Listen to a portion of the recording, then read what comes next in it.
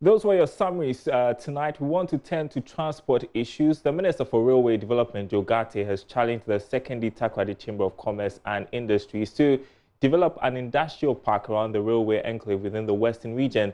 Mr. Garte made the request at a public lecture organized by the Secondary Takoradi Chamber of Commerce and Industry in collaboration with the Ghana Railways Development Authority, on the theme Railway Revitalization and Sustainable Development Approach, as well as Opportunities. Natalia Kwanzaa reports. The Sector Minister, Joe Garte, in his presentation stated that the Railway Ministry, since its establishment in February 2017, has transferred over 100 million cedis from its budget allocation for the payment of projects procured and executed by the Ghana Railway Company Limited. He urged the Secondary Takoradi Chamber of Commerce and Industry to develop an industrial park within the railway enclave. I invited the Chamber of Commerce to create an industrial park. You have Takoradi, which is, Takoradi, I don't know. I understand that now they price the land in dollars. Even if it's in cities, Takoradi is quite expensive. You look like a rich young man, maybe you can afford Takoradi. But the Chamber of Commerce, I advise them, get land, create an industrial park, service the plots, and invite people to go there. And then you'll be creating a new industrial hub. Without the Chamber of Commerce, if you go to a shape just now, it's becoming a new hub. I mean, shape has changed. You have a tire factory, you have Dangote, you have this, you have that. Even the shape is becoming too full. So maybe they have to go a little after the shape to Ango or something. If you go towards Shama, there's the Black Ivy, and we are taking you there. So what is really going to happen in Secondary Takoradi is that the whole city, in 5-10 years' time, will become one big industrial city. The industries will not just remain in Takoradi. And not only the Chamber of Commerce, but anybody who is listening to me must realize that in the very near future, the land along the railway, near the railway, will become very valuable. And so, run and go and acquire some. In response, the Deputy Chief Executive of the STCCI, Benjamin Nick Pandi Andy, says the Chamber will start the process of developing an industrial park very soon. I think the Minister in his presentation challenged STCCI to begin to develop industrial parks so that we can harness and leverage on the business community and help them grow around the railway sector. This is a challenge that I want to say that we are embracing with double hands. Right from here, we're going to set up a committee to begin to look at what we can begin to do. As STCCI, we might not have all the resources, but we believe that we can liaise with the chiefs, we can liaise with opinion leaders and make sure that at least we have the lands released and then together we'll develop it. So I can assure all of you that we are accepting that challenge with double hands and we'll start working seriously to develop at least an industrial park around the railway sector in Secondary Takoradi. For Joy Business, in Natalia Kwanzaa, Western Region. Now, international oil company Tullow has renewed its commitment to supporting science and math education in the country as part of its corporate social responsibility. The company has, in this line, launched its maiden STEM Share Fair, which seeks to build capacity and skills acquisition in science, technology, engineering, and mathematics from the basic to the tertiary level to support Ghana's national development agenda. My colleague Bismarck Awusa was at the launch of the initiative and now reports. Over the past 10 years, the oil exploration firm Tullow Ghana has invested in excess of $30 million to support institutions that seek to train, mentor, and build the capacity of the youth to make them active agents of socio-economic change in the field of technology and engineering. Speaking to Joy Business at the launch of the fair, Social Performance Manager of Tullow Ghana, Fifi Encho, said his outfit is committed to investing some more funds in the STEM education as part of its corporate social responsibility. We want to bridge the gap and ensure that our people also get a lot more into engineering and science education so that we can have innovations and we can have other things that help the country develop. Now, as we train engineers. Obviously, as an oil and gas company, we also get to benefit, meet our local content needs in ensuring that we have a lot more nationals in the oil and gas industry. But then also for other industries that depend on science graduates and science students as well. So $32 million over the last 10 years. What is your commitment to the next phase? Yes, so if you want to look at what a man will do, you need to look at what he's done in the past. So it tells you everything. We've committed this over the past 10 years, and you are sure that we may be committing more. The 2019 fair gave some institutions the opportunity to share their success stories and the strides they continue to make in encouraging initiatives and ownership by young people to provide ideas and practical solutions to foster development and growth in the country. In all, 5 institutions, including Sabre Charitable Education Trust and Field Ready, took turns to share their achievements with support from Talo.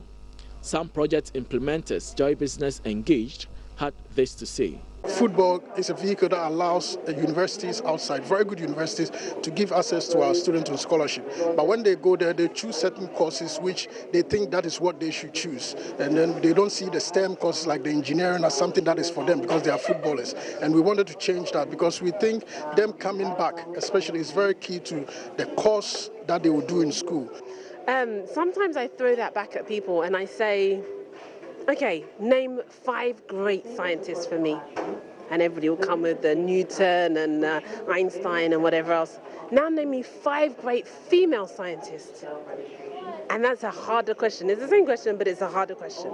So it's the idea that girls in the past have not really gone that far in the sciences. For a community like Akonu Senior High School, which had its first BC sitting candidates, and for the first time we have 4 students out of 13 pursuing science to the senior high school. And for me, I see this to be a very important and a very remarkable treat that we achieved. I'm the 9th born of my parents, and out of this, I'm the only person who has been able to enter into SHS. But due to that, we were facing a lot of sequences in our family. My father is no more, so you can see how difficult it would be for my mom to take very good care of me. But through that, when they came, they led us through some classes, and that helped me to motivate. Like I had them motivated that no, I need to learn how. That means there is a better things ahead. The Maiden STEM Share Fair had partner representation from other oil companies, including GNPC. Bismarck Ausa, Joy Business. Entrepreneurs and SMEs have been advised against prioritizing access to credit over skills training in the course of their business journey, even though difficulty in accessing finance has been cited as a major challenge for business growth and expansion. CEO of McDaniel Shipping Company Limited, Daniel McAuley, insists skills training is much needed. He's been speaking to Joy Business at the launch of the McDaniel Entrepreneurship Challenge. Within 10 years, we'll build 200 businesses in this country, and we're talking over millions of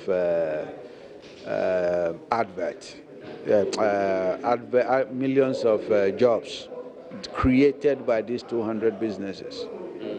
One of the main issues that most SMEs and even entrepreneurs do face is that of access to finance. And of course, you have been sitting in, listening to most of the pitches that most of these entrepreneurs have shared with you.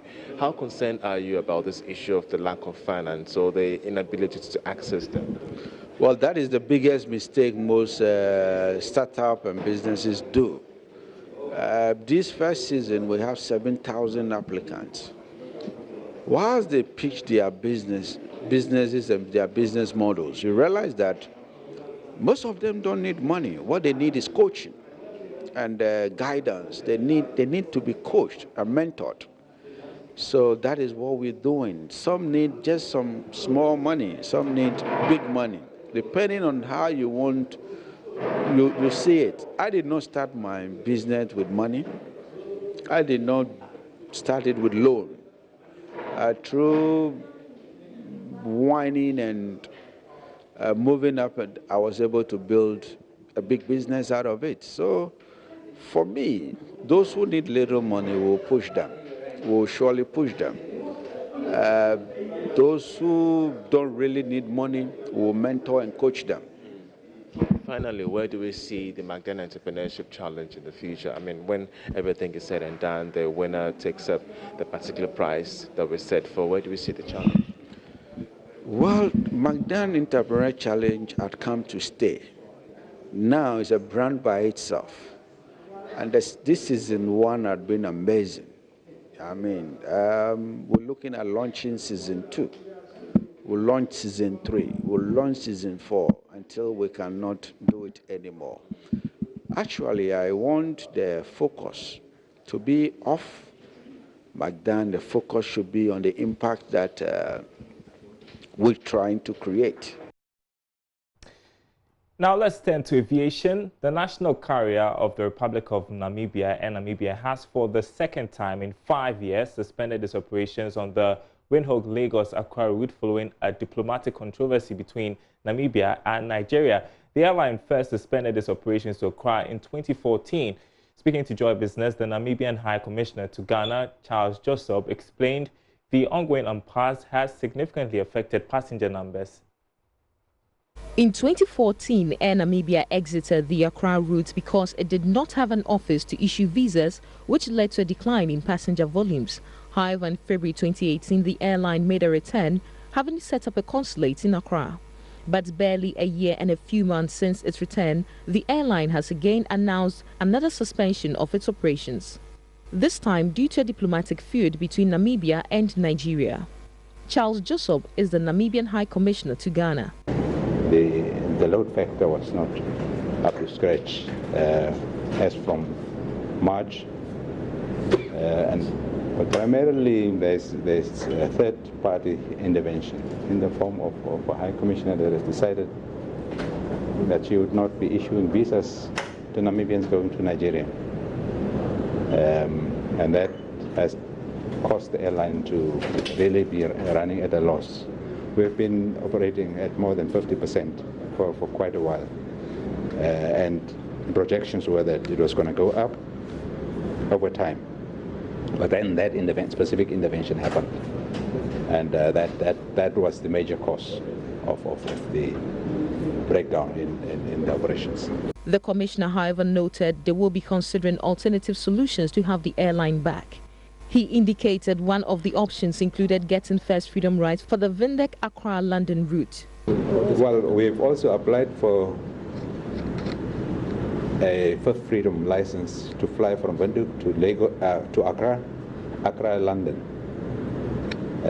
That is part of our commitment to remain in Ghana. Of course, that particular application is on the table of the minister, and the minister will provide us feedback. But that is a sign of our commitment to Ghana, and we want to come back to Ghana. So that would be the next engagement that we may have. Responding to the issue, Minister for Aviation Kofi Adda stated his office may grant Air Namibia the fifth freedom rights after careful consideration.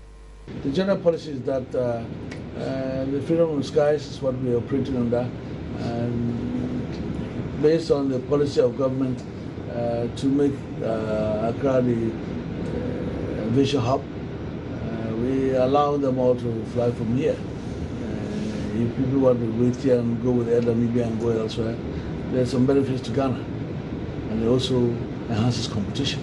So in principle, we're not against that at all.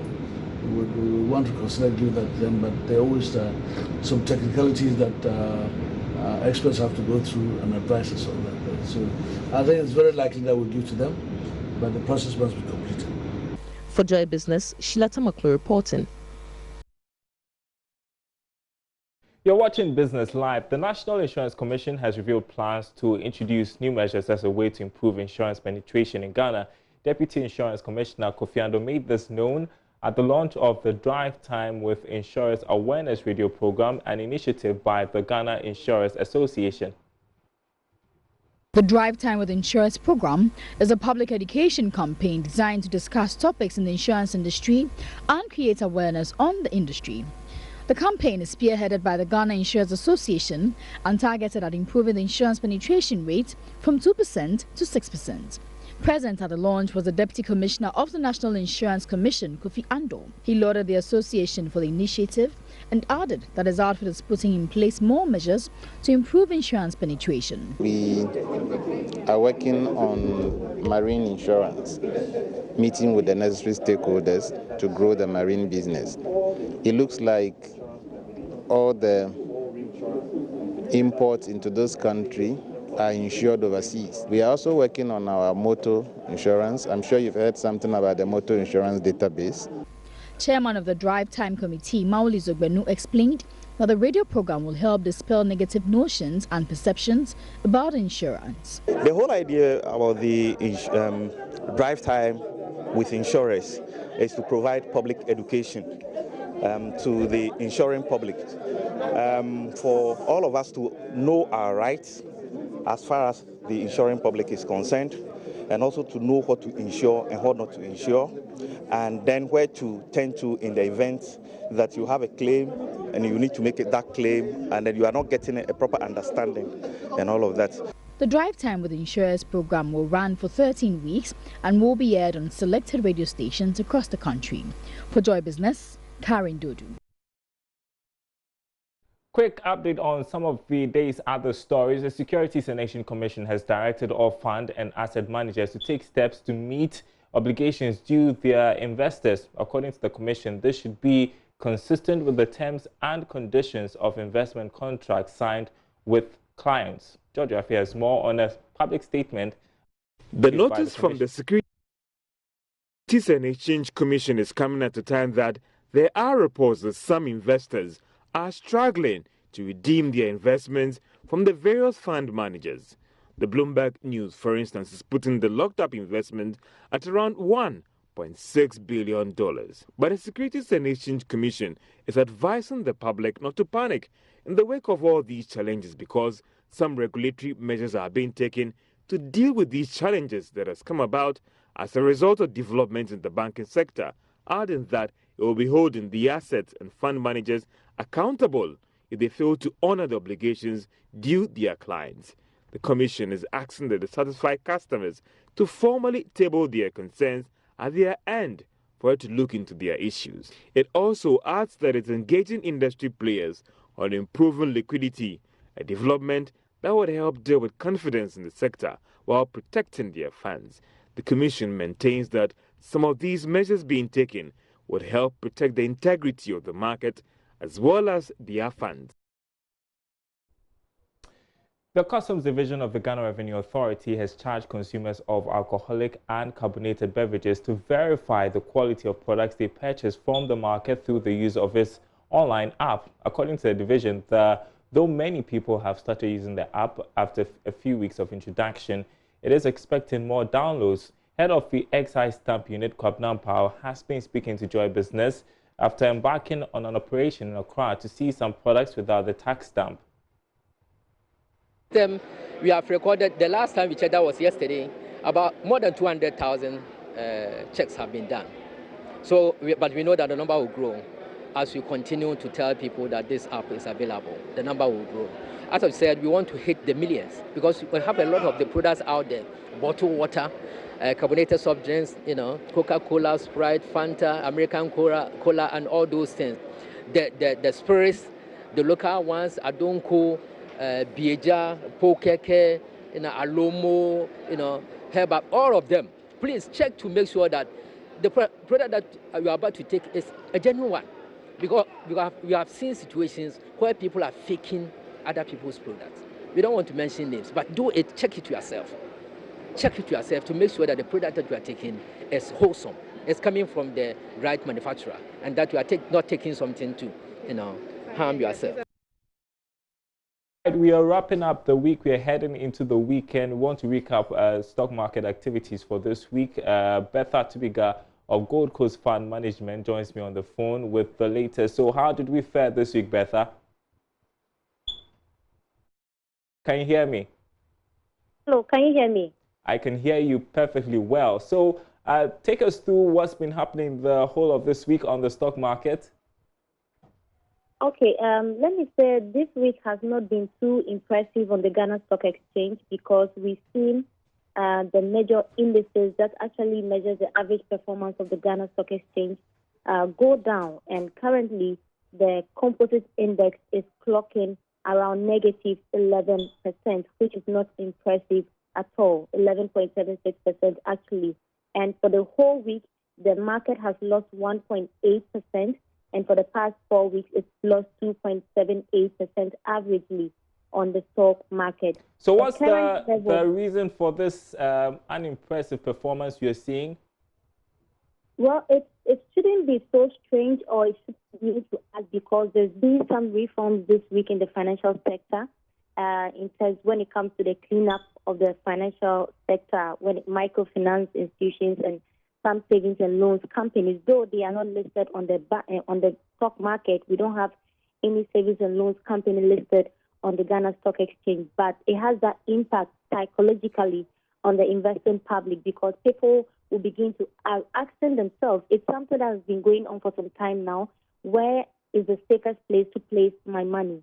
And the answers are not straightforward because of what is happening, because we don't know what is going to happen next to any of these financial institutions. But now we know there's a good standing, and we are hoping that the market picks up, not immediately. This is not something, this impact is very great, and we don't expect the market to pick up immediately. And when you say not immediately, how long are we expecting the recovery to happen? Well, it should start somewhere from next year, but not this year. Next year? Yes. That's quite a long time. Yeah, not this year, because we said some of these financials, we need to get to study more of what's been going on in this bank after the cleanup exercise, to see whether they are still doing very well or they are not doing so well. And you need to also assess some of these companies that have relations with some of the institutions that have been kind of taken out of the system, to see how the impact is going to be like. It's either going to be positive or it's going to be negative. We are either going to see people selling off their shares, or people taking advantage of the low prices currently on the stock market to buy more for the future. But we would like to say that when the market is shaky like this and prices are relatively low on the exchange, it is the best time for investors to come on board. We always say that when it's shaky, that's when it's the right time to invest. But you're telling us that it's quite shaky at the moment. You don't know when we are going to recover. So if I had money on me, seeing what has happened this week, where would you advise I place my money next week?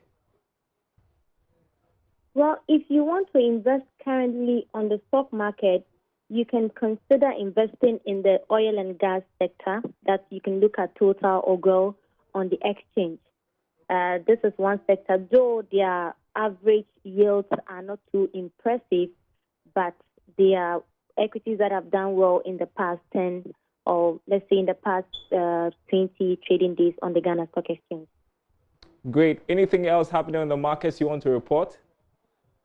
Well, today we had, by close of week, today being the last trading day on the stock market, we had a total of 209,831 shares trading. However, we did not see a lot of equities gaining on the market. Only TBL added 9.09% to investors' capital. We had GGBL, that's Guinness Ghana Breweries Limited. We had GCB Bank Limited and EcoBank going down on their day open prices or quotes. And GCB came out as the last that had the highest depreciation. It went down by 8.69%, followed by GGBL, which lost 4.29%, and then EcoBank shared 1.07% of its share price. However, EcoBank recorded the highest volumes of shares trading on the market, but that resulted in the equity going down on its price by 1.07%.